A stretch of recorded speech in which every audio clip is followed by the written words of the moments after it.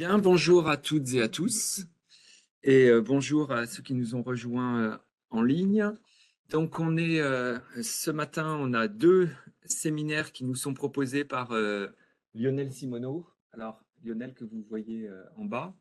On a devant nous 20 étudiants de l'Institut d'optique qui sont en première année de l'Institut d'optique et qui sont dans une semaine thématique autour de la couleur, la lumière, la couleur et le patrimoine.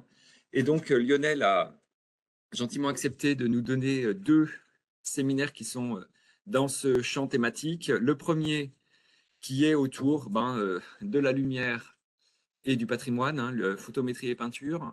Et le deuxième à 11 heures sera autour de la lumière et de la couleur. Voilà, donc Lionel est un membre éminent du groupement de recherche du CNRS, le GDR APAMAT, autour de l'apparence des matériaux, puisqu'il est directeur adjoint et très actif dans l'organisation des différentes colloques, webinaires, événements du GDR.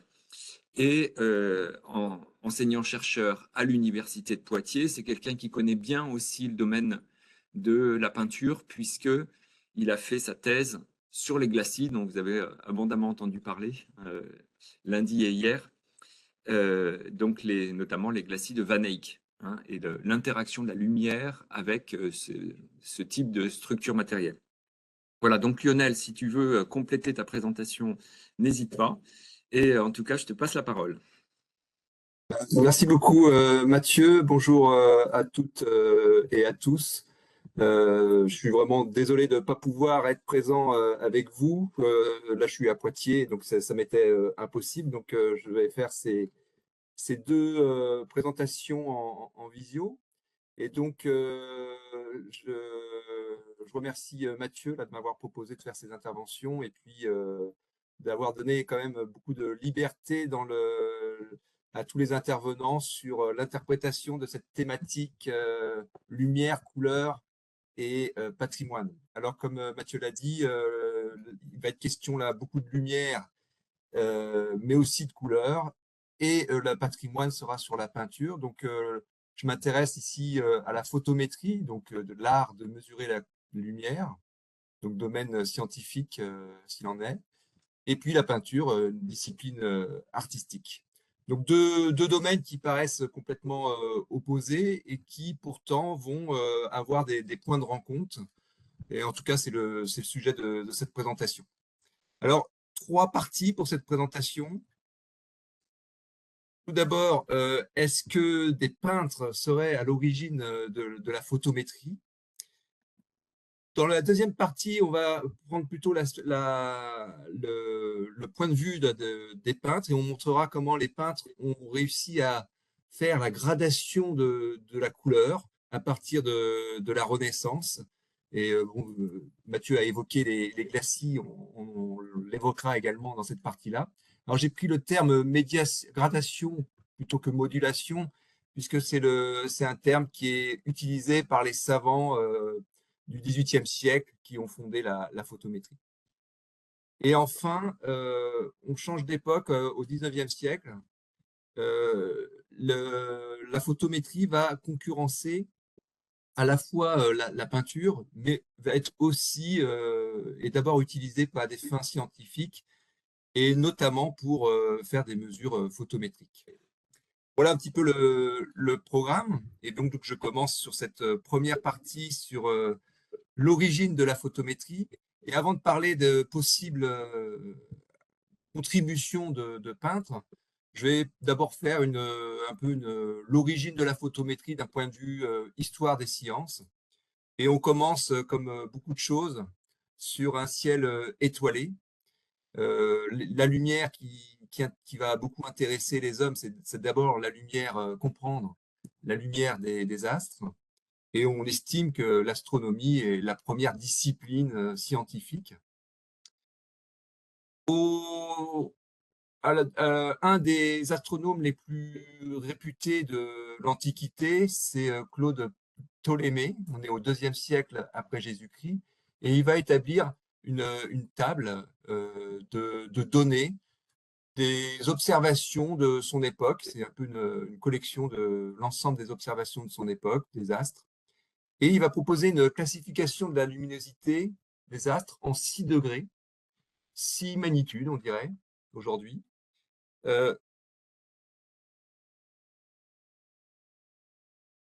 Et ça va avoir une grande influence pendant des siècles, peut-être jusqu'au XVIe siècle.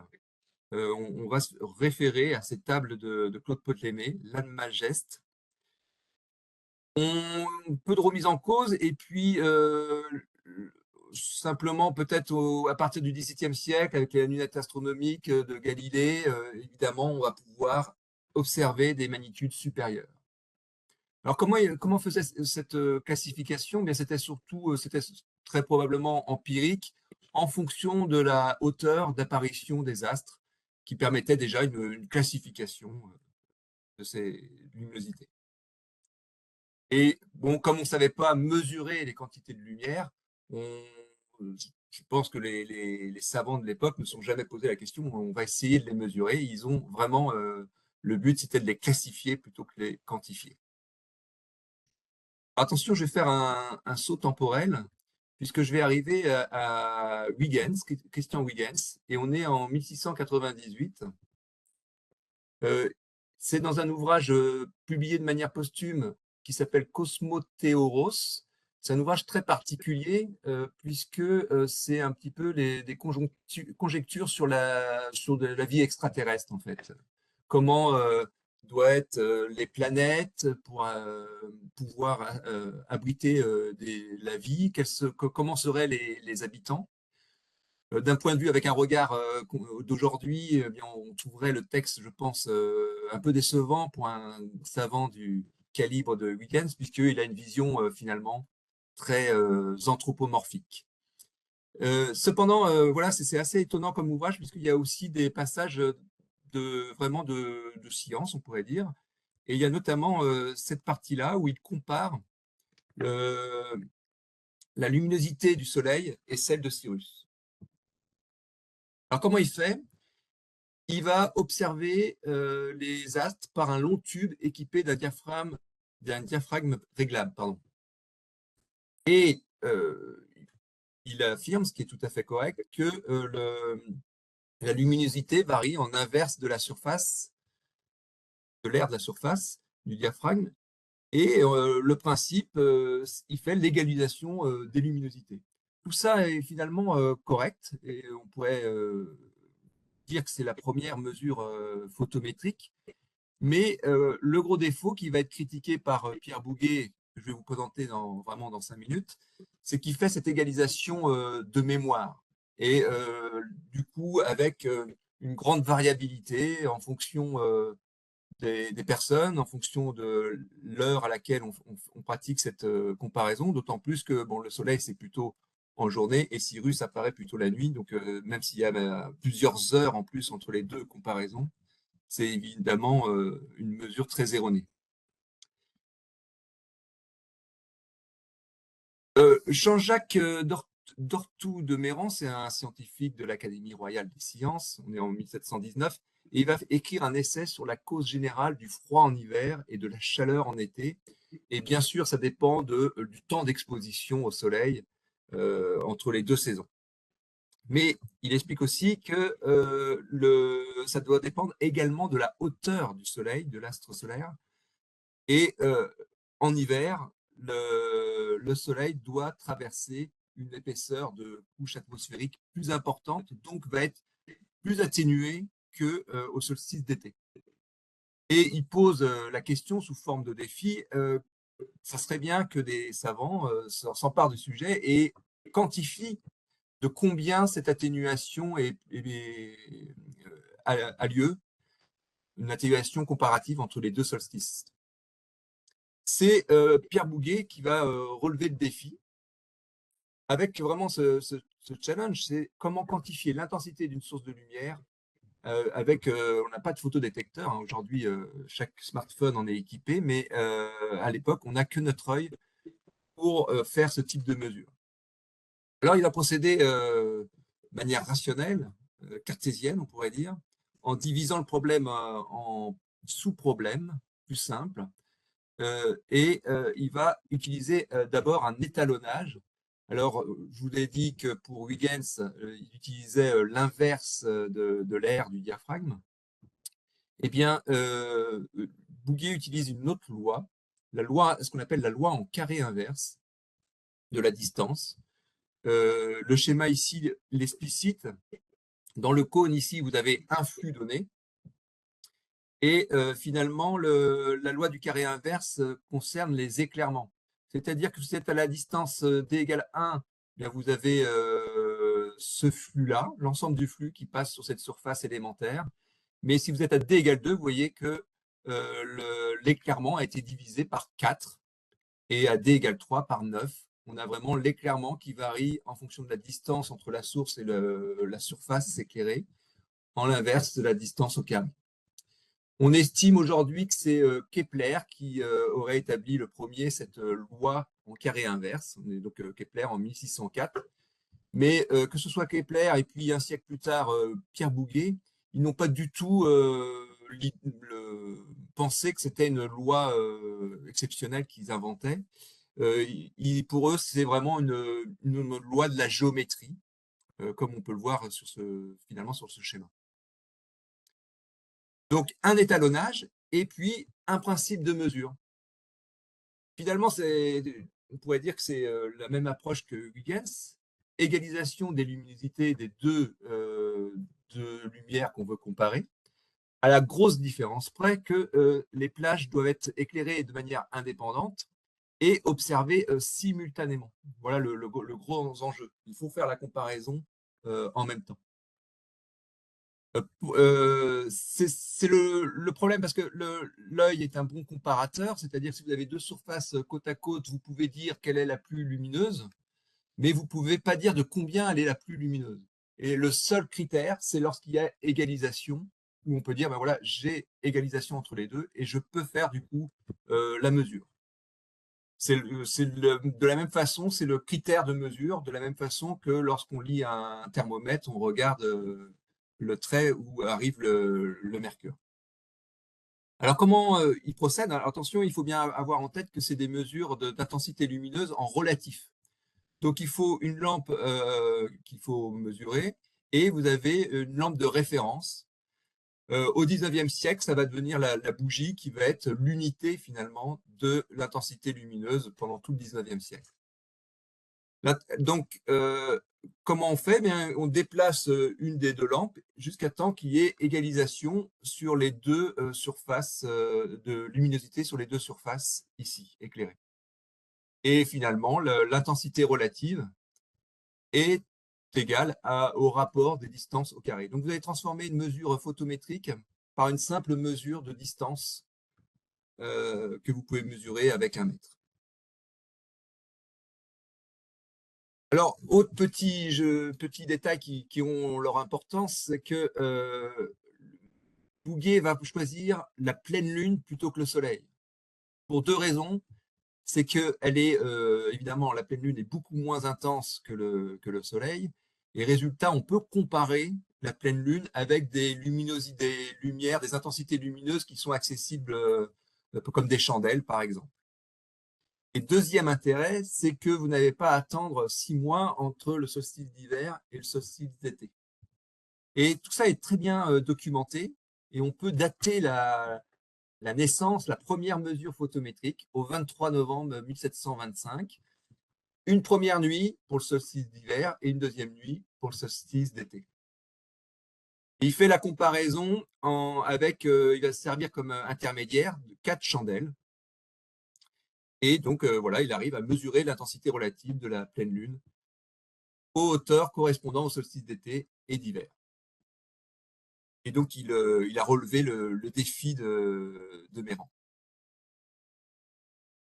Voilà, donc comme c'est un des sujets, mais pas le seul, de l'essai d'optique sur la gradation de la lumière, et donc comme c'est, il me semble, un ouvrage important dans l'histoire des idées scientifiques, on a donc transposé l'ouvrage. Il a été republié récemment. Alors, Bouguer, c'est ce qu'il dit dans sa préface, il est tout à fait, il est conscient de l'importance de sa découverte, mais il faut bien dire que les applications sont quand même limitées, les applications concrètes. Notamment, c'est difficilement applicable lorsque les différences de luminosité sont trop importantes. Et typiquement, il critique dans cet ouvrage l'approche de Huygens, mais il ne va pas s'aventurer à faire la même opération, c'est-à-dire à tenter de comparer l'intensité du Soleil avec Cyrus. C'est trop compliqué, parce qu'il y a des écarts d'intensité qui sont trop forts. Là où il est, et c'est l'objet du livre, l'objet principal du livre, il est publié en 1729, donc vous voyez, 4 ans après, c'est la première mesure de photométrique, c'est qu'il va étendre sa méthode pour des mesures de facteurs de transmission. Effectivement, un facteur de transmission, c'est un ratio de flux ou d'intensité lumineuse, et donc c'est une mesure en relatif, donc c'est tout à fait applicable. On peut dire que Bouguer est le premier à faire une mesure de transmittance. Il va étudier ce qu'il appelle, et c'est dans le titre de l'essai, la gradation de la lumière dans les milieux transparents. Alors les milieux transparents pour Bouguer, c'est le verre, l'eau, et puis l'air atmosphérique. Et il va établir la loi qui est injustement appelée de Beer-Lambert, c'est-à-dire la décroissance du flux lumineux en exponentielle décroissante en fonction de l'épaisseur.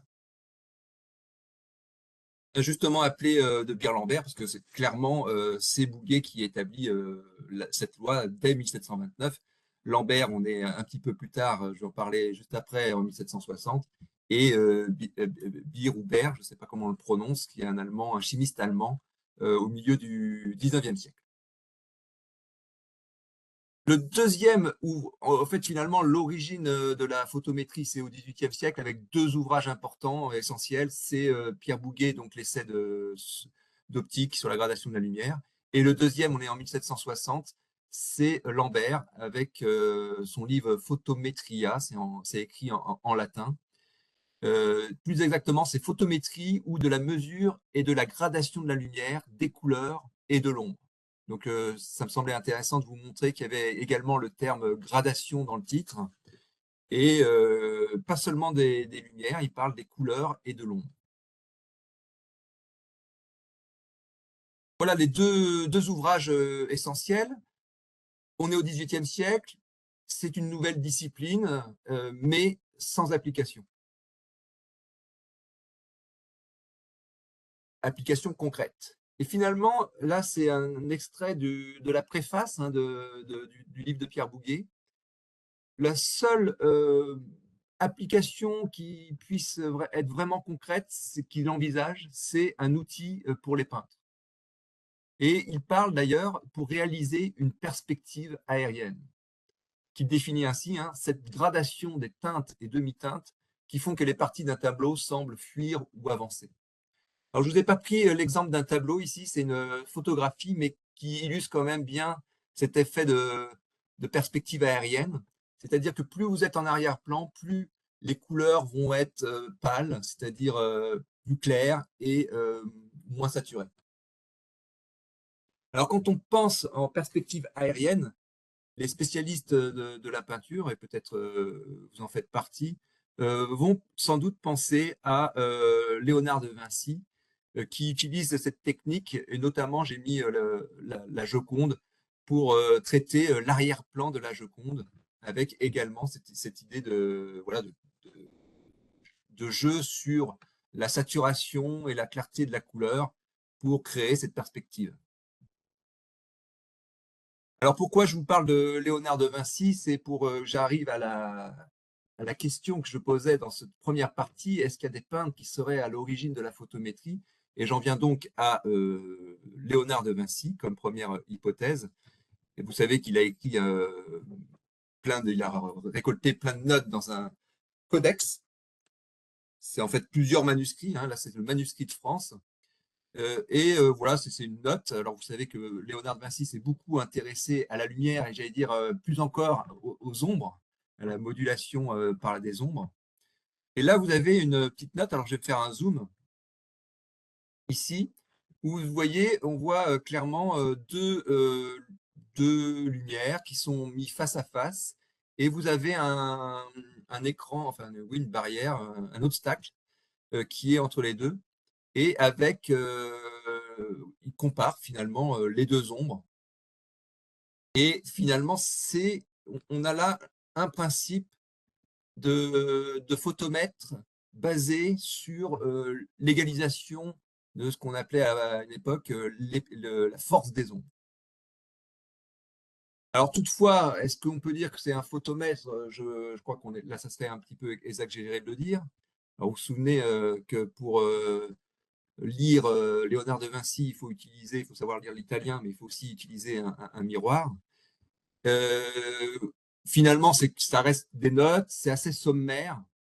Et dans le peu de texte qu'il y a, il n'y a pas du tout la volonté d'écrire, de mesurer clairement la lumière. Mais c'est un premier schéma qui vous montre qu'il y a cette réflexion malgré tout.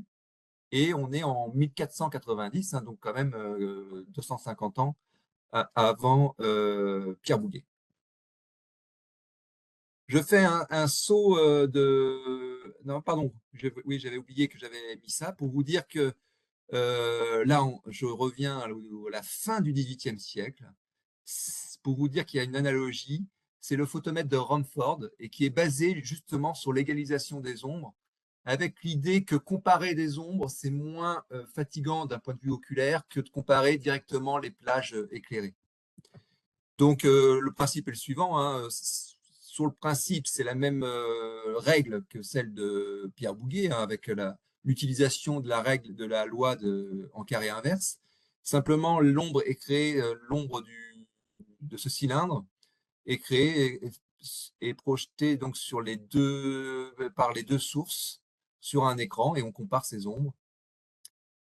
Donc, vous voyez la grande similitude. C'est le comte de Rumford qui propose ce système-là et on peut dire que c'est le premier photomètre qui a une vocation un peu pratique. Après ceux donc de Bouguer et de Lambert qui sont plutôt des photomètres de principe et réservés à des études de laboratoire. 1613, on était donc sur Léonard de Vinci. Maintenant, on est sur Paul Rubens.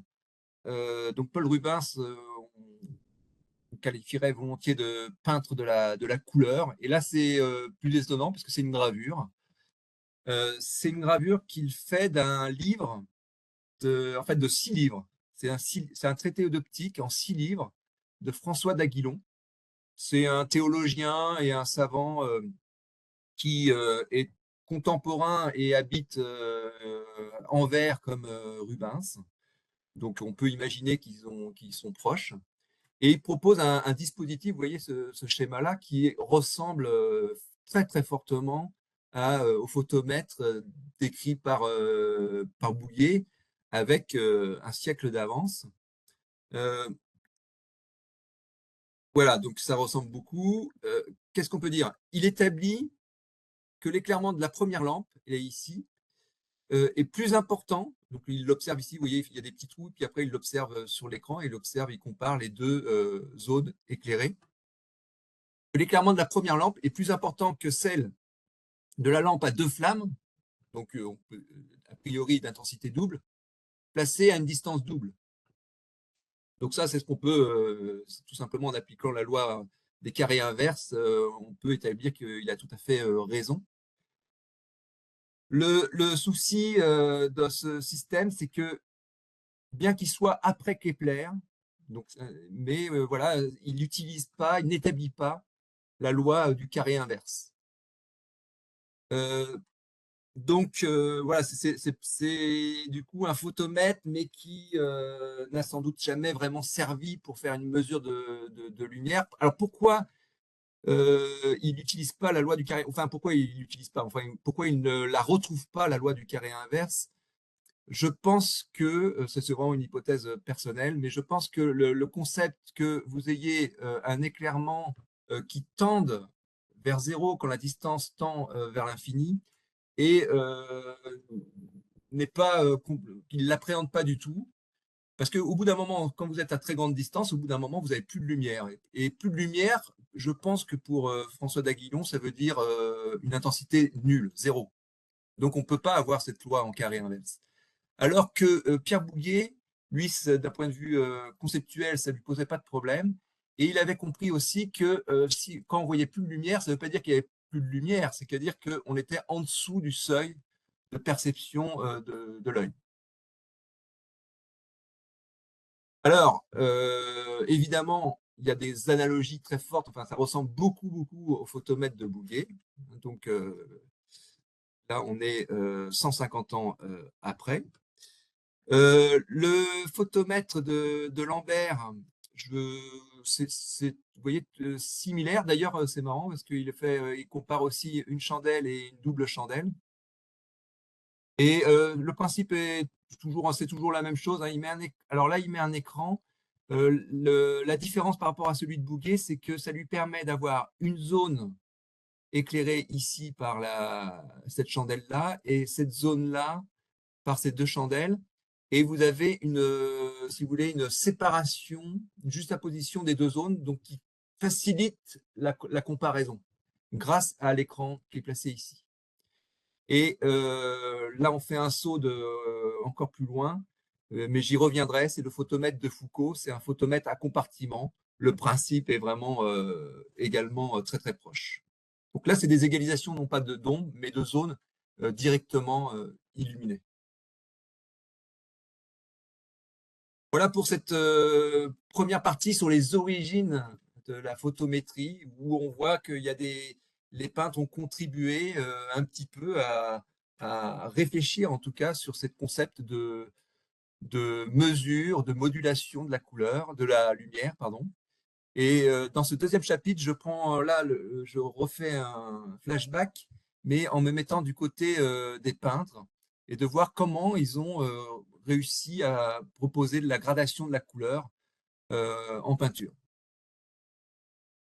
Je commence dans mon historique très loin, puisque je commence avec Aristote. Pourquoi Aristote? Parce qu'il a influencé beaucoup la conception de la classification, l'ordonnancement des couleurs pendant plusieurs siècles. Comment on peut résumer un petit peu le système d'Aristote? C'est une succession linéaire de couleurs. Et ce qu'il faut avoir en tête, c'est que les deux pôles les plus importants des couleurs, c'est le blanc et le noir, qu'on peut mettre vraiment aux extrémités de cette représentation. Et il y a un petit peu cette idée que la clarté prévaut sur la teinte. Ce qui est différent d'aujourd'hui, parce que quand on parle de couleur, aujourd'hui, on confond souvent avec la teinte. On va parler du rouge, du bleu, du jaune, donc des notions de teinte. Alors qu'à l'époque, on peut imaginer que les couleurs, c'était la clarté qui était le plus important. Donc on va on va mettre des couleurs plutôt proches du blanc lorsqu'elles sont des couleurs de clarté comme le jaune, et au contraire des couleurs plus proches du noir comme le bleu, des couleurs de l'obscurité.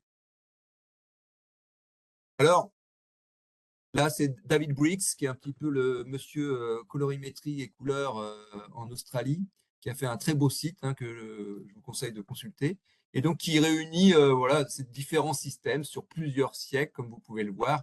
Je ne vais pas les détailler, c'est simplement pour vous dire, évidemment, il y a des petites variantes, mais enfin, l'idée est toujours la même, c'est que vous avez une seule dimension de couleur pour la représentation, donc un ensemble de couleurs principales avec comme pôle le blanc et le noir.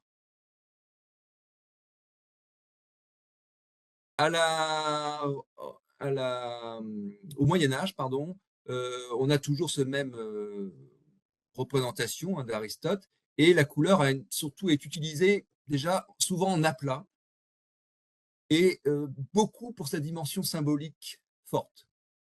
Alors, je dis pas que ça va perdurer, bien sûr, après, hein, vous avez des livres de Michel Pastoureau, il a publié beaucoup de livres qui parlent de ça de manière très brillante. Mais disons que c'est ça qui l'emporte au Moyen Âge. Donc, pour quelle raison aussi? C'est parce que deux choses. D'une part, les mélanges étaient, voilà, n'étaient pas du tout privilégiés, puisque on préférait le pur, donc faire des mélanges, c'est impur, donc c'était pas du tout valorisé. Et d'un point de vue technique, la technique ne permettait pas non plus de faire de la modulation de la couleur. C'est là où ça change à la Renaissance. À la Renaissance, vous avez tout d'un coup la volonté de plus de réalisme, et c'est notamment permis par des améliorations des techniques picturales. Du coup, on va commencer à partir de là des représentations, des reliefs, des modelés et des ombres par la couleur, en tout cas beaucoup plus qu'on le faisait au Moyen Âge. Et ça se manifeste aussi dans le statut des peintres qui vont petit à petit devenir d'artisans, vont devenir artistes, ou dans les traités de peinture, où on passe du concret à une notion plus abstraite, c'est-à-dire des notions de noms de pigments qui vont être remplacés petit à petit par des noms de couleurs. Alors, je vais vous montrer petite promenade au Louvre avec quelques tableaux du Louvre et vous montrer comment cette modulation de la couleur s'est faite à la Renaissance. Je commence par Fra Angelico, le couronnement de la Vierge, qui illustre ce qu'il y a dans le traité de Cellino Cellini, Libro dell'Arte, où il indique que les couleurs pures sont pour les ombres, et pour moduler la couleur, on ajoute du blanc pour les réaux de lumière, ce qui est vraiment le cas ici, hein. Vous voyez que les zones les plus sombres sont en pigment pur, et on rajoute du blanc pour éclaircir, ce qui fait un tableau extrêmement lumineux. Deuxième exemple où on est à une approche différente, là. Filippo Lippi, c'est de la peinture à tempéra, c'est-à-dire à partir de mélange de jaune d'œuf. Ça s'inspire de l'essai qui s'appelle De Pictura de Alberti. Alors, il est surtout connu, on est en 1435, il est surtout connu par le schéma de la perspective, mais il parle, en fait, c'est un traité pour les praticiens de la couleur, pour les peintres, et il parle aussi de comment on manipule les couleurs. Et il fait cette. Alors là, c'est la représentation, c'est moi qui l'ai faite, mais c'est ce qu'il écrit dans deux, trois paragraphes. Et c'est la première fois, à ma connaissance, où le blanc et le noir vont plus être les deux pôles des couleurs, mais vont avoir un rôle différencié. Et il va distinguer des teintes principales, qui sont le rouge, le bleu, le vert. Et dans notre conception aujourd'hui contemporaine, on aurait imaginé que ça soit, par exemple, du jaune, mais en fait, il va dire du gris. En fait, il va dire couleur cendre. Mais il faut voir un petit peu l'idée ici. Si par exemple vous voulez représenter cette tunique de couleur blanche, ce que dit Alberti, c'est qu'il ne faut pas commencer. Alors moi, je suis pas du tout peintre, mais je pense que si certains d'entre vous pratiquent, ils le savent bien. C'est-à-dire que si vous voulez représenter une tunique blanche, vous n'allez pas commencer avec votre blanc le plus éclatant. Au contraire, il faut commencer par un niveau intermédiaire, donc du gris. Et après, ce que propose Alberti, c'est que pour les réaux de lumière, vous ajoutez du blanc, et pour marquer les ombres, vous mélangez avec du noir. Voilà comment se construit la modulation des couleurs ici. Toujours à la Renaissance, c'est la peinture à l'huile. Alors là, j'ai mis Rogier van der Weyden. Vous avez aussi, toujours au Louvre, le tableau de Van Eyck sur le chancelier Rollin, la Vierge au chancelier Rollin, pardon, avec une exposition qui va ouvrir très prochainement. Le tableau a été restauré. C'est la peinture à l'huile. Alors, il n'y a pas d'essai de traité de peinture très connu dans les Flandres. Mais par contre, vous avez des peintres qui ont perfectionné la technique de la peinture à l'huile. Et là, la modulation des couleurs se fait de manière très différente, non pas par ajout de blanc et de noir, mais par superposition de couches de glacis, donc qui sont des couches de peinture translucide très fines. Et le modelé se construit en modifiant le nombre de couches. Pour les primitifs flamands, comme Van der Weyden, on part d'un fond très blanc, ce qui donne l'impression que la couleur vient un petit peu vers l'arrière de la peinture.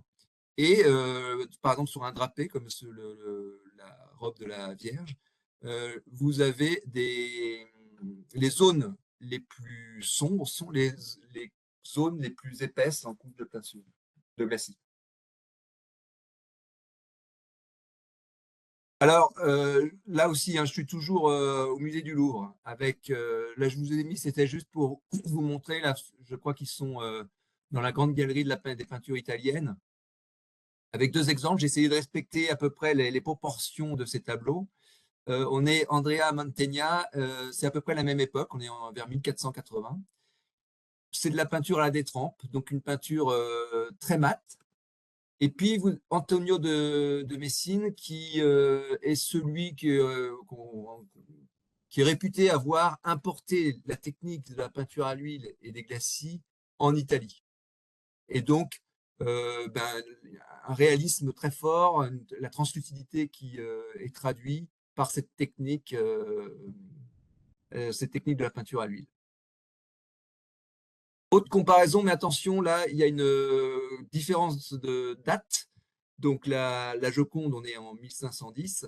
Et ici, le portrait, c'est de Pisanello de 1433. Donc, il y a quand même 80 ans d'écart.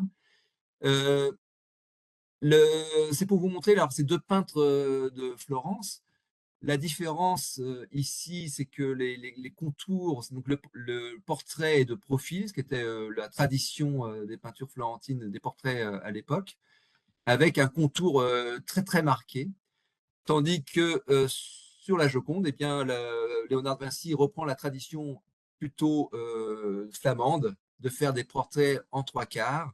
Et là, vous n'avez plus du tout des contours qui sont très marqués, mais au contraire, la technique qu'on appelle du sfumato, hein, qui est assurée également par des glacis, qui fait que les contours ne sont pas visibles et qui donne cette impression de voile vaporeux et voilà, de contours très modelés, très progressifs. Eh bien, c'est ce que je viens de dire précisément. Donc, je passe ici. À l'occasion alors que je compte bien, je me trompe pas, oui, ça fait le 500e anniversaire de la mort de Léonard de Vinci. Il y a une exposition, une grande exposition au Louvre. Et je voulais juste signaler que le premier espace de l'exposition s'appelait Ombre, Lumière, Relief. Donc c'est je trouve très emblématique de cette question, pour reprendre le terme de gradation, hein, des lumières et des couleurs. Et ça, c'est un drapé. Donc dans cette salle, il y a surtout les drapés attribués à Léonard de Vinci qu'il a réalisé quand il était encore dans l'atelier de Verrocchio, son maître. Euh, je pense que voilà, l'attribution à Léonard de Vinci fait pas trop de doute, tellement la qualité de ces drapés sont vraiment exceptionnels. Donc, vous voyez, le drapé, la modulation des ombres et des lumières, et la problématique de la photométrie pour y revenir, où on va s'intéresser aussi à ces sujets-là finalement, mais en termes de mesure.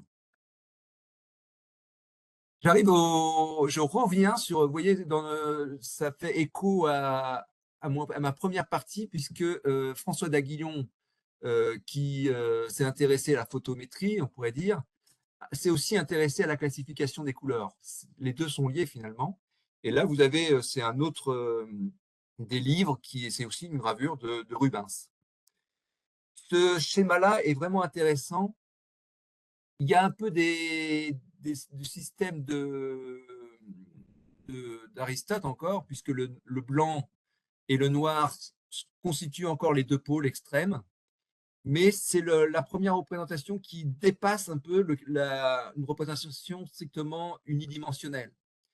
C'est aussi un schéma sur les mélanges, c'est la première fois, je vous ai dit que les mélanges sont pas très valorisés dans le monde occidental, en tout cas jusqu'à la Renaissance. Et là, vous voyez tous les arcs, chaque arc de la partie supérieure, c'est des mélanges des couleurs avec soit du blanc, soit du noir. Et en dessous, vous avez des arcs qui représentent des mélanges entre les couleurs principales. On appelle ça des couleurs secondaires aujourd'hui. Et c'est la première fois, enfin une des premières fois en tout cas, où apparaît la fameuse triade des couleurs jaune, rouge et bleu, qui va avoir un impact sur la peinture occidentale pendant près de 3 siècles. Alors, illustration, alors là, on n'est pas au Louvre, on est au Musée des Beaux-Arts de Lyon, avec cette peinture de Rubens. C'était simplement pour illustrer dans le ciel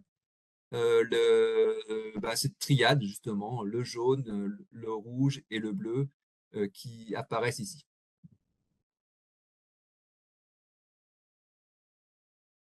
Tobias Bayer va proposer le premier système de représentation des couleurs qui est tridimensionnel.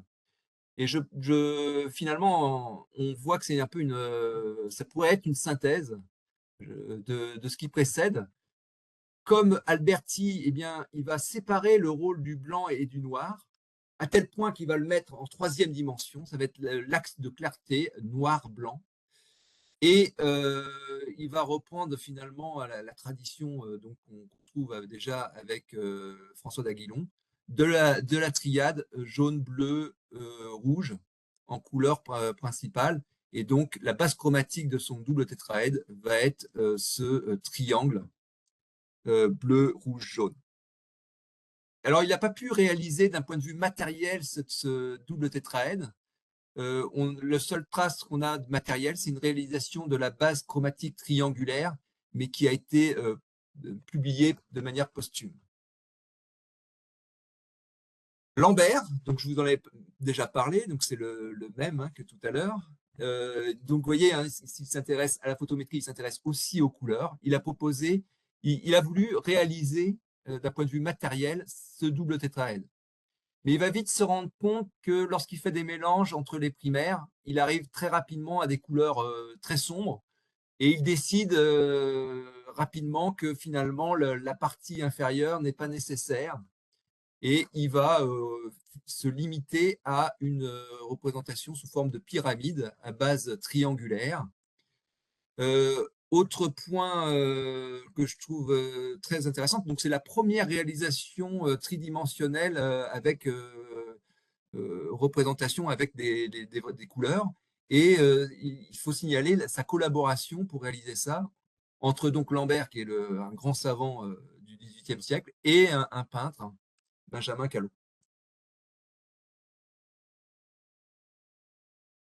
Je poursuis, mais plus rapidement, pour vous dire que les autres systèmes qui vont arriver après sont tous construits de la même façon. Un axe achromatique noir-blanc et une base chromatique. Quitte à faire un volume des couleurs, Autorange propose de faire le volume parfait, c'est-à-dire la sphère. Donc vous avez une illustration ici.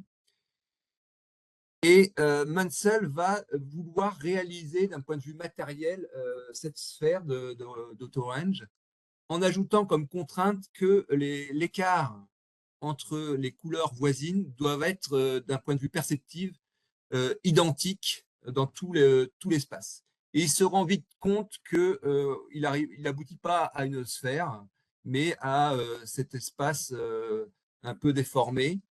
Donc, par exemple, là, c'est les planches. Donc, c'est un ensemble de planches qu'on peut mettre en volume. Donc, toujours l'axe de clarté. Et puis, voilà, vous avez des planches pour le jaune et pour le bleu. Eh bien, ce qu'on aperçoit, c'est que pour les bleus, vous distinguez plus de teintes de nuances dans les faibles clartés, alors que pour le jaune, c'est plutôt dans les fortes clartés. Donc voilà, il y a une dissymétrie très nette du volume des couleurs. Donc tous les volumes sont construits de la même façon. Donc quand vous tournez autour de l'axe chromatique, donc vous avez l'axe chromatique ou de clarté qui va du noir vers le blanc. Quand vous tournez autour de cet axe chromatique, vous avez les teintes qui sont réparties. Et enfin, quand vous allez de l'axe chromatique vers l'extérieur, vous allez vers des couleurs de plus en plus saturées. Voilà les 3 dimensions de ces espaces colorimétriques. J'en arrive à présent à ma 3e partie où on va rentrer au 19e siècle pour vous montrer que avec l'influence de la photographie qui va concurrencer, j'allais dire, à la fois les pratiques de mesure photométrique et à la fois la peinture. Alors, autant le XVIIIe siècle était dépourvu d'applications concrètes pour la photométrie, autant le XIXe siècle, c'est un peu l'âge d'or de la photométrie par égalisation visuelle, parce que vous avez une révolution de l'éclairage au XIXe siècle. Je vous présente vraiment rapidement ces révolutions. C'est la lampe à huile qui connaît une révolution incroyable avec la lampe d'argan. Vous avez l'éclairage au gaz et vous avez les premières lampes électriques. Alors, il y a les lampes d'Edison, mais c'est plutôt à la fin du 19e siècle. Mais vous avez, avant la lampe d'Edison, les lampes à arc qui apparaissent dès le milieu du 19e siècle. Et donc, il faut développer des nouveaux photomètres pour quantifier la luminosité, pour comparer les performances des différentes sources de lumière d'éclairage. Et je reviens sur le photomètre à compartiment de Foucault.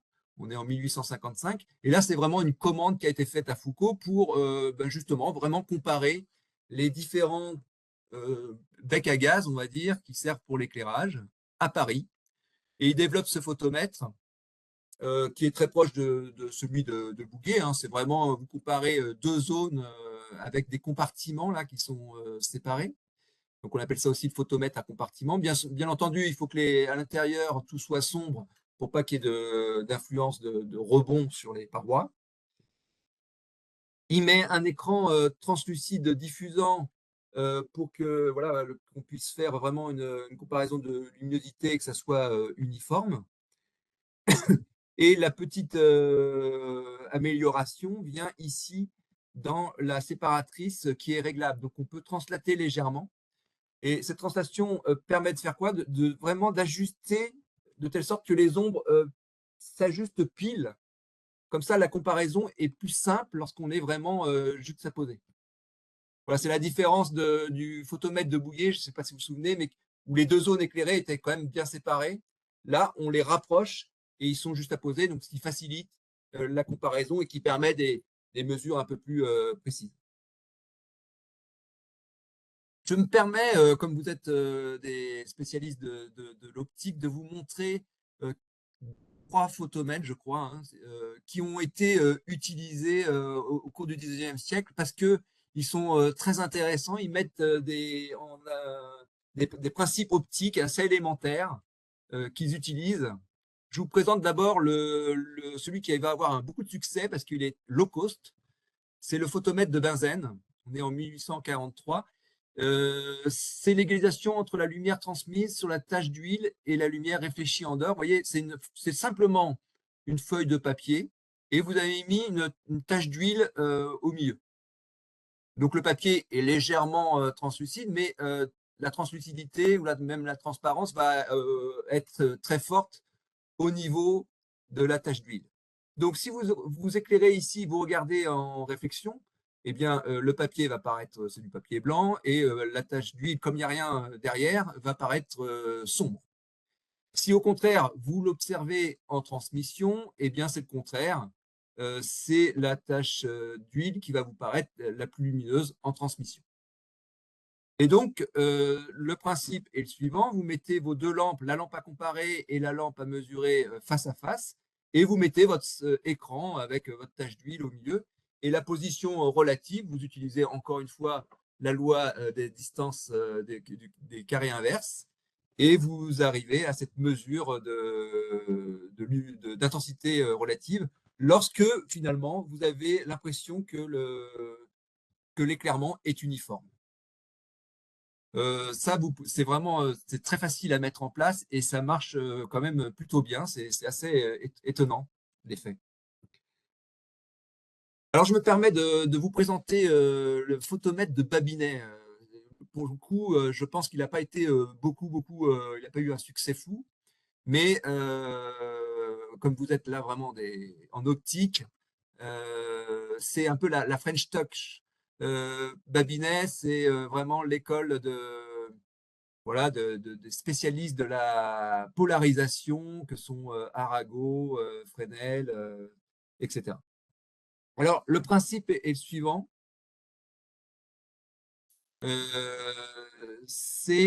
Alors, je vais essayer d'expliquer ça simplement. Vous avez ici une pile de glace. C'est quoi? C'est un dispositif très simple. C'est une superposition de plaques de verre. Quel est le problème? Vous savez, vous, que à l'angle de booster, la lumière est réfléchie et complètement polarisée. Donc ici, I2 là, va être est réfléchi. On a choisi évidemment l'angle de booster et la lumière va être complètement polarisée S en sortie, en réflexion. Par contre, avec une plaque de verre, la lumière qui est transmise, elle va être, certes, elle est partiellement polarisée, mais pas totalement. Et donc, l'idée, c'est d'améliorer le degré de polarisation en superposant un nombre, un nombre important de plaques de verre. Alors, il y a évidemment un compromis, hein, c'est-à-dire que l'idéal, ça serait d'en superposer une infinité, on pourrait dire, mais plus vous en superposez, plus vous avez les défauts qui apparaissent, donc vous avez de l'absorption, de la diffusion, parasites, qui vont qui vont réduire fortement la qualité de la polarisation. Donc, il y a un compromis, ça doit être autour d'une dizaine de plaques de verre. Résultat, là, pour I1 et pour I2, en sortie, ils sont polarisés. Un qui est polarisé S, l'autre qui est polarisé P. Et du coup, le deuxième partie de ce dispositif, c'est un polariscope. Scope, ça veut dire que c'est de l'observation. Hein. Ce n'est pas un polarimètre, on ne mesure pas, mais on fait de l'observation de la polarisation, de l'état de polarisation. Je vais vous expliquer comment ça marche. Si I1 et I2 sont très différents, donc ça veut dire qu'en sortie là, de la pile de glace, vous avez des polarisations très différentes, eh bien, là, le polariscope va détecter un signal avec, donc le signal est très fortement polarisé ici, et vous allez avoir un contraste chromatique important. Et lorsque vous déplacez, hein, c'est toujours le principe de déplacement des sources, lorsque vous arrivez à égaliser les deux sources, eh bien, le signal en sortie, il est non polarisé. En fait, les polarisations P et les polarisations S sont égales. Donc, c'est fait comme si c'était non polarisé. Et là, votre polariscope détecte un signal qui est achromatique, il n'y a plus de contraste. Et vous faites la mesure ainsi. Voilà comment on peut utiliser la polarisation pour faire une mesure photométrique. Et je termine avec vraiment le photomètre de Lumeur-Brodum, qui est, donc là on est vraiment à la fin du 19e siècle, qui va être utilisé quand même une bonne partie au début du 20e siècle, et qui est un petit peu le photomètre de référence en laboratoire. Et le principe là aussi est très astucieux. Vous avez finalement deux prismes qui sont, vous voyez, collés en partie. Et au centre, il y a une petite lame d'air. Il est collé sauf au centre. Alors, qu'est-ce que ça fait? Quand c'est collé, alors c'est collé en assurant un contact optique, c'est-à-dire que c'est le même, la colle qui est utilisée a le même indice que l'indice du verre pour le prisme. Donc, regardez je prends la lumière qui arrive ici, qui est notée 4. Donc, 4 en extrémité et 4' au centre. Donc, les 4 vont passer ici, vont arriver sur là où c'est collé, donc en contact optique. Donc, c'est comme s'ils ne voyaient pas d'interface. La lumière ne voit pas l'interface, donc elle va être transmise en direct. Par contre, celle au centre, elle arrive ici, elle est interface vert, et puis là, il y a une petite couche d'air. Et bien là, vous êtes à 45 degrés, et du coup, ben, c'est au-delà de l'angle critique. Vous avez réflexion totale de la lumière, donc sans perte, hein. Donc, toute la lumière est réfléchie cette fois-ci, 4'. Donc, 4', ça va vous assurer le cercle du centre dans votre observation. Pour l'autre source à comparer, c'est l'opposé, hein. Les 5 sont transmis en direct, ce qui fait la couronne orange. Et les 5', ils arrivent sur l'interface vert-air et évacués vers le haut. Donc, on a ici le système de comparaison. L'avantage, c'est que vous avez les deux zones qui sont vraiment… là, la juxtaposition est parfaite, hein. Les deux sont concentriques. Et vous pouvez vraiment ajuster l'égalisation de vos lumières. Voilà pour un petit peu un aperçu des différents photomètres qui sont proposés. Et j'en arrive au daguerréotype. Je vais aller très vite, mais le premier daguerréotype, on est en 1837, après une association entre Niepce et Daguerre. Après, Niepce décède et Daguerre reprend le développement tout seul. Et celui qui va avoir un rôle important dans le succès du daguerréotype, c'est Arago, qui est secrétaire permanent de l'Académie des sciences et qui a un poids très important au niveau. C'est un animateur incroyable de la science française. Et il va présenter l'invention de l'Académie des sciences, à l'Académie des sciences, pardon. Et deuxième chose, c'est qu'il a aussi un poids politique. Il est à l'époque député. Et il va réussir à ce que le brevet de Daguerre soit acquis par le gouvernement français. Il avait peur que les brevets, voilà, qu'il y ait un problème d'utilisation de la photographie à cause de brevets. Donc ça, c'est un… Et le succès des daguerréotypes va être incroyable, parce que là, vous voyez, c'est une caricature, pardon, qui s'appelle la daguerréotypomanie. Enfin voilà, pour montrer que le daguerréotype est partout, même dans les ballons, etc. Et on est en décembre 1839, hein, donc la même année, le succès est foudroyant. Alors, il va y avoir un rôle important de daguerréotype, et d'abord au niveau scientifique. Et c'est suggéré d'ailleurs par Arago dès 1839, hein, comme Arago s'intéresse beaucoup à la polarisation, à la photométrie, il voit tout de suite la possibilité d'utiliser la photométrie comme détecteur pour les mesures photométriques. Et les premiers à le faire, c'est le duo Fizeau-Foucault. C'est un duo de scientifiques qui vont collaborer pendant quand même 8 années. Et ils vont s'intéresser notamment à la photographie, au daguerréotype. Et ils vont faire ce qui me semble être, à ma connaissance, les premières mesures photométriques ou tentatives de mesures photométriques à l'aide d'un daguerréotype. Ce qu'ils vont appeler une sorte de photométrie chimique, entre guillemets. On est en 1844. Et ils vont comparer plusieurs sources de lumière, une sorte de chalumeau, une lampe à arc, et puis en comparaison avec le Soleil. Ils font ça en plaçant simplement une plaque daguerréotype dans le plan focal d'une lentille. Je vous dis deux, trois petits trucs quand même pour vous montrer comment, sans rentrer dans les détails, mais deux, trois petits points de ce qu'ils font. Donc d'abord, ils ont bien conscience que ce n'est pas tout à fait l'intensité optique, c'est pour ça qu'ils appellent ça l'intensité chimique.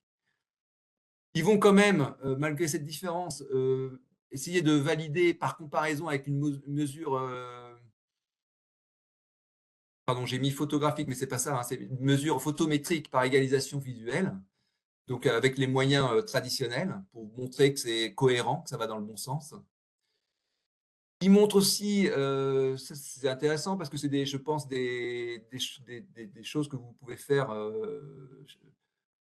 à l'école, à l'IES, c'est la dépendance au temps d'exposition, montrer que c'est linéaire ou en tout cas sur une gamme d'exposition. Et il faut un critère de mesure, et bon, ils vont se placer au seuil de sensibilité du daguerréotype. C'est là où ils vont faire leurs mesures. Voilà, donc ça, c'est, je dirais, la première tentative de mesure photométrique avec un daguerréotype. Ça va intéresser beaucoup Arago, parce que Arago reste un chercheur. Et lui, il va s'intéresser à la... Il voit qu'ils ont fait aussi pour le Soleil. Et donc, il va s'intéresser à la photographie du Soleil. Donc, c'est toujours Foucault-Fizeau qui le font. C'est la première photographie daguerréotype du Soleil, j'allais dire, à visée euh, scientifique. Et ça va confirmer ce que pense, enfin, ce qu'avait établi d'un point de vue photométrique traditionnel Arago. C'est-à-dire que la lumière du soleil est un peu moins intense en bordure qu'au centre. Alors pour tout dire, Lambert pensait que la lumière du soleil était uniforme. Bouguer avait mesuré des différences. Et Arago se penche plutôt sur le résultat de Bouguer, mais il dit que Bouguer, la différence est beaucoup moins forte que ce que Bouguer avait mesuré. Voilà un petit peu ce qui est les tendances à l'époque. Et avec ce premier daguerréotype, ça va dans ce sens-là. Et donc c'est important, pourquoi? Parce que ça permet de dire que le Soleil n'est pas une sphère solide, ni une sphère liquide, parce que dans ce cas-là, on aurait une émission qui serait beaucoup plus uniforme. Donc, a priori, c'est plutôt gazeux avec justement un effet d'absorption plus important pour la lumière qui est en périphérie, parce qu'il doit traverser plus de matière.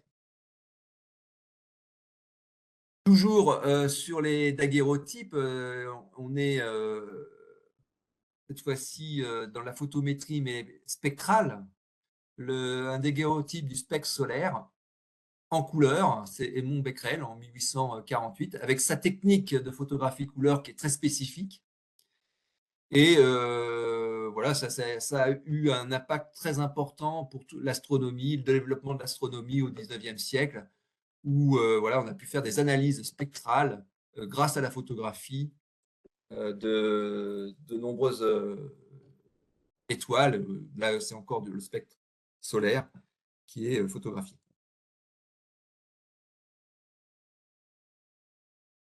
Alors, la photométrie par la photographie, ça reste quand même quelque chose de compliqué. Pourquoi? Parce que y a l'étalonnage qui est difficile. Et si vous faites un étalonnage pour après, quand il va y avoir les systèmes avec les systèmes de développement, du révélateur, ça dépend du dosage, etc. Ça reste très très compliqué. Et pendant longtemps, on va encore coupler la photo la photographie avec la photométrie par égalisation visuelle traditionnelle. Alors, je vous ai dit, hein, Bouguer, et puis pendant longtemps, il n'y a finalement pas eu beaucoup de mesures photométriques au niveau des étoiles, parce que c'est en astronomie, parce que c'est compliqué. Voilà, il fallait trouver un dispositif. Alors, je vous montre ce système, le photomètre de Zollner. Vous voyez, on est en 1860 quand même. Donc là, c'est pour observer donc, des étoiles avec donc une lunette d'observation. Et vous avez finalement la comparaison va se faire avec une étoile artificielle qui est une lampe au kérosène. Voilà un système de mesure photométrique pour l'astronomie. Alors maintenant, du côté des peintres. Alors, Arago, on est toujours en janvier 1839. Dans ce discours de janvier 1839 à l'Académie des sciences, d'une part, il dit oui, ça va être très intéressant le daguerréotype pour faire pour la science, notamment pour la photométrie. Et il va aussi tenter de rassurer les peintres. Alors, je vous lis le texte, hein. Vous verrez combien vos crayons et vos pinceaux sont loin de la vérité du daguerréotype. Que le dessinateur et le peintre ne se désespèrent pas cependant. Les résultats de M. Daguerre sont autre chose que leur travail et dans bien des cas ne peuvent le remplacer. Voilà donc un petit peu l'enjeu, mais on va voir que évidemment, cette concurrence, hein, de la peinture par la photographie va modifier la pratique des peintres. Et j'allais dire le summum de la rencontre entre photométrie et peinture, c'est peut-être cet article de Jules Jamin qui est publié dans la revue des deux mondes, qui s'appelle L'optique et la peinture. Jules Jamin, c'est un grand scientifique, physicien, spécialiste de l'optique, qui assure les cours de physique à l'école polytechnique. Et donc, dans cet article-là, il va littéralement se promener avec son photomètre pour faire des mesures entre la peinture et des scènes qui seraient ressemblants pour montrer voilà, ce que vaut alors, il s'adresse, pardon, excusez-moi, il s'adresse quoi? Je vous lis aussi le texte. Là, l'optique se trouve dans la rigoureuse nécessité de remplir un devoir vis-à-vis de l'école réaliste, celui de lui dire qu'elle poursuit une chimère. Vous savez, l'école réaliste, donc on est au 19e siècle, qui se veut voilà, représenter en peinture le réel. Et avec son photomètre, il va indiquer que finalement, c'est tout simplement pas possible. Voilà le type de peinture réaliste qu'il va citer. Donc, l'atelier de Granet, c'est le peintre Granet. Et ce que va faire Jamin, c'est qu'il va mesurer alors, ce qu'on va appeler aujourd'hui, finalement, c'est la dynamique de la peinture. Donc, entre une zone très lumineuse, là, sur la fenêtre, et puis une zone plus sombre sur les murs. Et il va entrer dans une pièce qui est vraiment similaire à ce qui est représenté dans le tableau. Et qu'est-ce qu'il va trouver? Ben, il va trouver des choses qui sont vraiment une évidence pour nous aujourd'hui. C'est que la dynamique dans un tableau est beaucoup plus restreinte que dans la vie réelle. Et qui traduit comme ça, la vérité des tableaux de Granet est illusoire. La peinture n'est pas, comme on le suppose souvent, une reproduction de la nature, mais une fiction admise, dont les procédés sont conventionnels et qui produit des œuvres sans réalité physique. Entre guillemets, finalement, la peinture, on a réduit hein, la dynamique de luminance possible. Voilà pour l'article de Jamin. Et après, on va peut-être penser que la photométrie et la peinture vont se séparer. Et j'allais dire, il va y avoir des choses quand la perception compte, c'est-à-dire qu'on n'est plus vraiment strictement dans la partie métrologique, mais il faut tenir compte d'autres choses. Alors, je vais vous donner quelques ouvrages qui ont eu une importance sur les artistes. Bien sûr, Goethe, avec le traité des couleurs. Le propos de Goethe, c'est de dire un petit peu, de dire la couleur, c'est pas seulement les longueurs d'onde, telles que le propose Newton. Ça va plus loin. Il y a beaucoup de choses qui sont subjectives. Vous avez, il va parler des contrastes simultanés, de l'adaptation chromatique. Alors peut-être pas strictement dans ces mots, mais c'est bien ça qu'il décrit. Des ombres colorées. Donc des phénomènes de couleurs qui vont au-delà du simple spectre finalement. Alors Goethe va influencer surtout plutôt des artistes de culture allemande, notamment au Bauhaus, donc début du XXe siècle, enfin, dans les années 1920. Alors je vous ai mis Joseph Albers, qui a été élève puis ensuite enseignant maître du Bauhaus et qui a écrit un livre qui s'appelle Interaction of Color. qui montre que finalement, c'est un ensemble, c'est les interactions entre couleurs qui comptent. Ici, vous voyez, on a des effets de transparence, mais qui sont réalisés en fait simplement en collant des papiers colorés opaques. Et donc, il montre que voilà, on donne cette illusion de transparence simplement en choisissant les couleurs, la juxtaposition des couleurs. Donc, la gradation finalement de la lumière n'est pas seulement strictement ce que dit la photométrie. Il y a aussi tout l'environnement qui compte et qui permet d'obtenir ces effets. L'ouvrage, là, je vous ai mis Goethe. On est en 1839 et c'est Chevreul qui est un autre ouvrage qui va avoir un impact très important, à la fois au niveau scientifique, mais aussi sur les peintres, dès Delacroix, puis ensuite les post-impressionnistes. Et je vous ai mis pour illustration Robert Delaunay. Donc, son livre s'appelle De la loi du contraste simultané des couleurs. Et donc, ça va être, à chaque fois, c'est réinterprété par les peintres.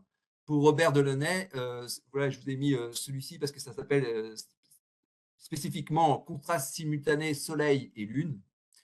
Donc, vous voyez que les effets de couleurs dépendent beaucoup de l'environnement autour. C'est vraiment le contraste simultané. Les points jaunes ne vont pas apparaître de la même façon lorsqu'ils sont entourés de blanc ou de noir. Et Robert Delaunay, je le cite aussi parce qu'il va même jusqu'à appeler un des mouvements qui fondent le simultanéisme. Voilà. Je termine avec Rood, qui va écrire un ouvrage scientifique, Modern Chromatics with Applications to Art and Industry, et qui va aussi avoir pas mal d'impact sur un certain nombre d'artistes, là encore, qui vont interpréter à leur façon. Voilà, il y a parfois des décalages entre le propos de Rood et puis ce qu'en font les artistes. Et je voulais vous finir là-dessus parce que c'est aussi le premier à proposer la photométrie hétérochrome. Alors je m'explique. Jusqu'à présent, le principe de Bouguer, c'est pour comparer des sources de lumière qui doivent avoir à peu près la même couleur. Si vous comparez des couleurs très différentes, vous verrez que on n'arrive pas à comparer la clarté d'un rouge et d'un bleu, par exemple. On a beaucoup de mal à faire l'égalisation de clarté quand les couleurs sont différentes. Donc, il propose un système de photométrie hétérochrome, justement pour des couleurs différentes. Il fait ce qu'on appelle un photomètre à papillonnement. Comment ça marche? Eh bien, c'est assez étonnant. C'est-à-dire que c'est physiologique. Vous avez la fusion des couleurs qui se fait à une fréquence plus basse que, j'allais dire, la fusion des luminances. Je m'explique. C'est-à-dire vers, on va dire, 15 Hz, 20 Hz. Si vous mélangez du rouge et du vert, c'est la synthèse additive, vous allez obtenir du jaune. Donc, si vous êtes à 15 Hz, vous voyez le jaune. Vous mettez du rouge puis du vert, vous voyez du jaune. Mais si votre rouge et votre vert sont de luminosité, de clarté différente, vous avez un effet de papillonnement. Et quand vous ajustez les clartés, vous avez égalisation des clartés, le papillonnement disparaît. Et c'est comme ainsi que vous pouvez faire une mesure photométrique avec des couleurs, des sources de lumière de couleurs différentes. Voilà, je termine mon histoire ici parce que finalement, ensuite, on arrive à la photométrie moderne, on pourrait dire, qui se manifeste avec l'utilisation des détecteurs photoélectriques. Je vous ai mis ici un luxmètre contemporain, qui s'appuie aussi avec justement la sensibilité spectrale relative de l'observateur standard, c'est la fameuse courbe en V lambda, qui peut être obtenue juste avec de la photométrie hétérochrome, là, par papillotement. Et dont il faut signaler qu'on fête le centenaire, qu'on célèbre le centenaire cette année. C'était en 1924 qu'il a été établi et qui est très important. La mesure avec les luxmètres doivent être ce qu'on appelle corrigés en V-lambda, c'est-à-dire que il faut mettre un filtre de telle sorte que le filtre plus le photodétecteur ait une sensibilité spectrale qui soit à peu près identique à celle de l'observateur standard. Et je termine ici, puisque c'est finalement, on parlait de photographie, eh bien, les dispositifs qui sont très utilisés aujourd'hui, c'est les systèmes imageurs haute dynamique en luminance. C'est finalement, c'est quoi? C'est de la photographie numérique, multi-exposition, pour arriver justement à augmenter la dynamique de votre signal. Comme c'est la photo, hein, c'est comme les peintures de Granet, c'est-à-dire que la dynamique est très limitée, mais en faisant du multi-exposition, on peut élargir la dynamique. Et après un étalonnage, on arrive à faire cette cartographie en fausse couleur en luminance. Voilà, je termine là-dessus, et puis je voulais simplement vous montrer deux photos, une peinture donc de la tour, et ici une photo d'une artiste contemporain, photo numérique. Donc les procédés sont différents, peinture et photo numérique, les lumières également, une lampe à huile et la lumière d'un ordinateur portable, mais les questionnements sont les mêmes, et puis vous savez que le crâne humain symbolise un peu les vanités de ce monde, et je crois que ces questions restent permanentes. Voilà, merci beaucoup.